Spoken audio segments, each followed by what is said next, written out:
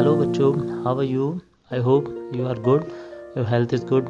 आपकी रेडियो कक्षा लेकर मैं एक बार फिर आपके साथ हूँ, शोभित Sharma.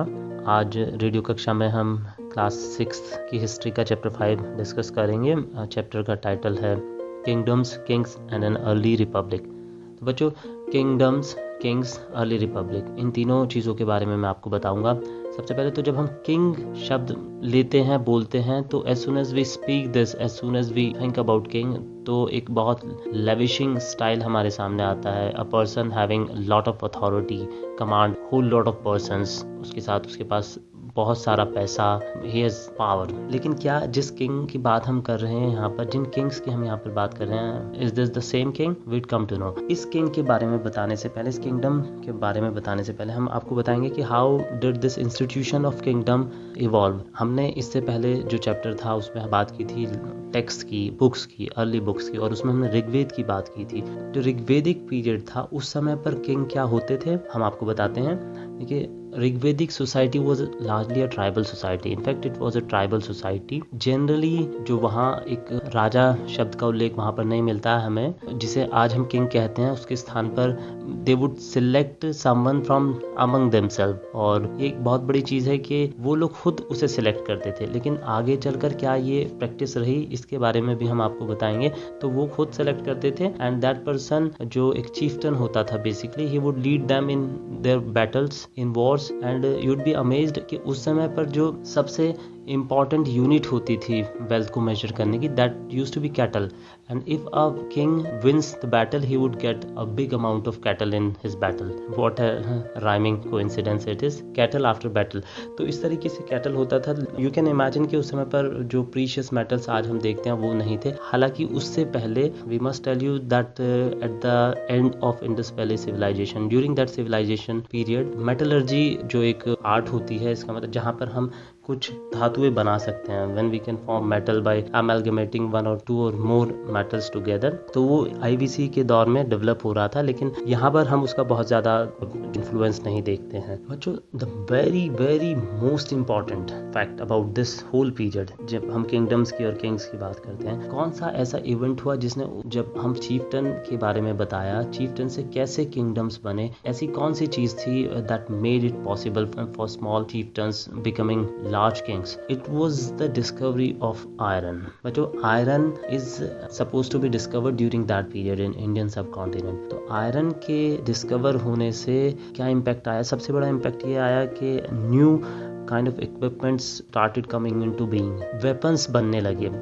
And when you have weapons, it would be by yourself. You tend to win over people. तो वो एक तरीके का नया फीलिंग आया वहाँ पर, and they started the very first, just imagine there are 10 persons, and out of those 10 persons I am the one who is having iron sword, and besides me there is no one who is having iron weapon. So what I would do, very naturally, sometimes at least, I would try to win over all the other 9 people. So this thing happened during that period as well. तो उससे क्या हुआ, एक consolidation शुरू हुआ, territorial expansion शुरू हुआ। जो छोटे छोटे चीफ्टन्स थे उन्होंने अपने आप को एक तरीके का इम्पीरियल एक्सपेंशन देना शुरू किया।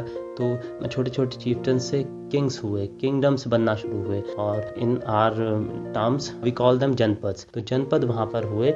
एक और चीज़ ने इन्फ्लुएंस किया वहाँ पर इस पूरे फॉर्मेशन को, बिसाइड्स डिस्कवरी ऑफ आयरन, एक उसी दौरान, जो इसे हम लेटर वैदिक पीरियड भी कहते हैं बच्चों, उसी दौरान बहुत सारे टेक्स्ट भी लिखे जा रहे थे, बहुत सारे ग्रंथ भी लिखे जा रहे थे, जिनमें बाकी के 3 वेद भी शामिल हैं, अथर्ववेद, सामवेद और यजुर्वेद। सामवेद जिसमें शायद पहली बार लोहे का इस्तेमाल किया गया है, लोहे शब्द का इस्तेमाल, जिसमें अयस्क का इस्तेमाल किया गया है, तो उसमें उसने कहीं ना कहीं प्रेरित किया टूवर्ड्स दिस टेरिटोरियल एक्सपेंशन, और ये जनपद का फॉर्मेशन हुआ। एट द सेम टाइम हम यदि उस समय की सोसाइटी के बारे में आपको बताएं, तो उस समय society through various scriptures basically 4 भागों में डिवाइड किया गया था। उन्हें हम वर्ण कहते हैं, ब्राह्मण, क्षत्रिय, वैश्य और Shudra. That was largely divided on the basis of duties that was suppose to be performed by them respectively. उसके बाद जब ये छोटे छोटे किंगडम से जनपद बने, जनपद से ऑब्वियसली महाजनपदों की तरफ इनका झुकाव हुआ, इनका जाना हुआ।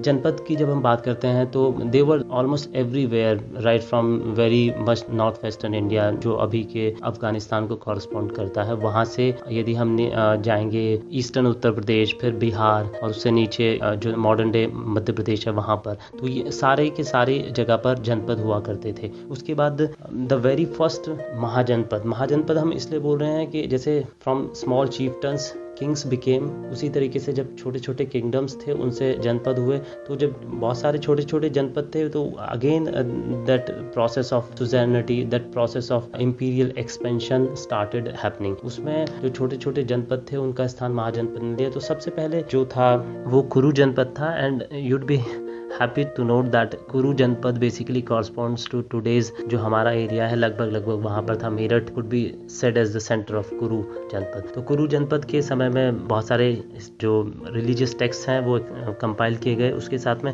व्हेन कुरु जनपद स्टार्टेड डिक्लाइनिंग, तो फिर और जनपदों का विकास हुआ, वहाँ पर दे स्टार्टेड फ्लरिशिंग, जैसे कि पांचाल और उसके बाद जो लेटर पीरियड था उसमें विदेह। लेकिन द मोस्ट इम्पॉर्टेंट जनपद that flourished in the wake of this kind of evolution वो था मगध। और वहाँ से शुरू होते हैं महाजनपदों का जो एक पीरियड था। उन महाजनपद में लगभग there are references to 16 mahajanapada in our history. तो 16 महाजनपद थे, जिसमें अवंती, मगध का हमने जिक्र किया। उसके अलावा Kuru was also there in its declining state, Videha was there, Vajji was there. So इस तरीके से 16 महाजनपद थे, लेकिन मगध उसमें सबसे ज़्यादा स्ट्रॉन्ग बनकर उभरा। What was the reason? Reason was that it is largely assumed that discovery of huge amount of iron ore, जो आज बिहार का रीजन है उसको हम मगध से हम कॉरस्पॉन्ड करते हैं। तो वहाँ पर जो आयरन ओर्स की डिस्कवरी हुई, it led to the huge amount of iron in Magadha janapada. तो जब मगध महाजनपद में आयरन बहुत ज़्यादा हुआ, हमने बताया कि किस तरीके से iron has been the most responsible factor इस पूरे इवोल्यूशन में। तो वहाँ मगध महाजनपद सबसे स्ट्रॉन्ग बनकर उभरा। And another thing was there presence of its waterways. वहाँ पर जो गंगा नदी में जो वाटरवेज को कमांड करने की उसकी पोजीशन थी, उसने भी कहीं ना कहीं मगध को सबसे स्ट्रॉन्ग बनने में हेल्प की। तो इस तरीके से मगध महाजनपद के उभरने के बाद there were some religious currents as well. एक सेकेंड अर्बनाइजेशन का वेव आया, जिसके बारे में हम आपको आगे बताएंगे। It was about the kingdoms, kings and early republic. Early republic अभी यहाँ पर रह जाता है बच्चों। रिपब्लिक क्या होता है इसके बारे में भी हम आपको नेक्स्ट लेक्चर में बताएंगे। आज के लिए रेडियो कक्षा में फ़िलहाल इतना ही। मुझे यानी शोभित शर्मा को आज की रेडियो कक्षा समाप्त करने की अनुमति दीजिए। नमस्कार।